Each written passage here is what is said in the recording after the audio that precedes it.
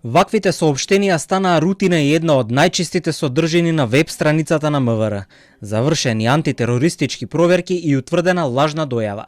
Половина година трае трката во празно помеѓу институциите и дојавувачите. Денес 18 училишта во Скопје и едно од Прилеп добија мејлови со заканувачка содржина. За учениците безброј пати изгубени часови и настава, а за надлежните тактика својствена за хибридна војна.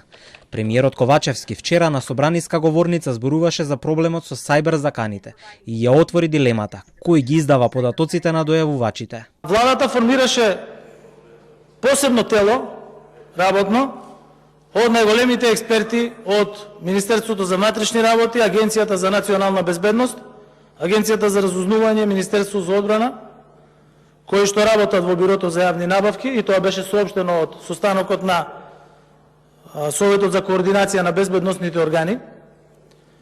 Врз основа на информациите, дискусиите беа донесени конкретни заклучоци за префрлување на мејл серверите, на посебни сервери на училиштата и така натаму. И се поставува прашањето како инстантно новите адреси веднаш биле доставени до тие кои што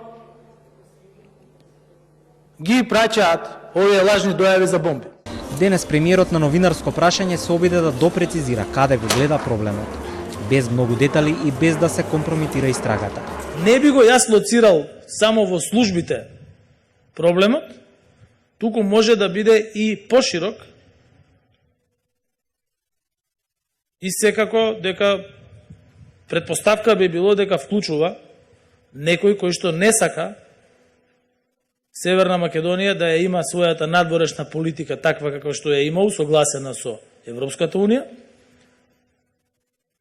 усогласеност целосна со НАТО како земја членка и земја која што преговара со Европската Унија.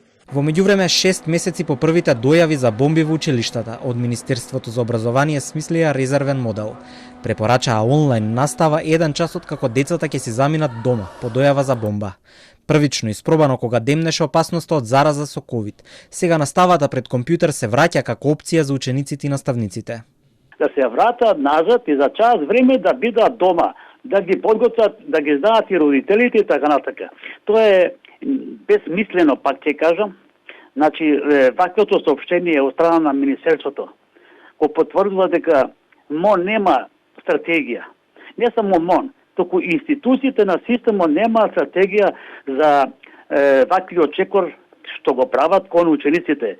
Од училиштата започна, а проблемот се прошири на секаде. Заканите од непознатите дојавувачи допреа и до други институции, музеи, трговски центри, а неколку пати евакуиран беше и Скопскиот аеродром.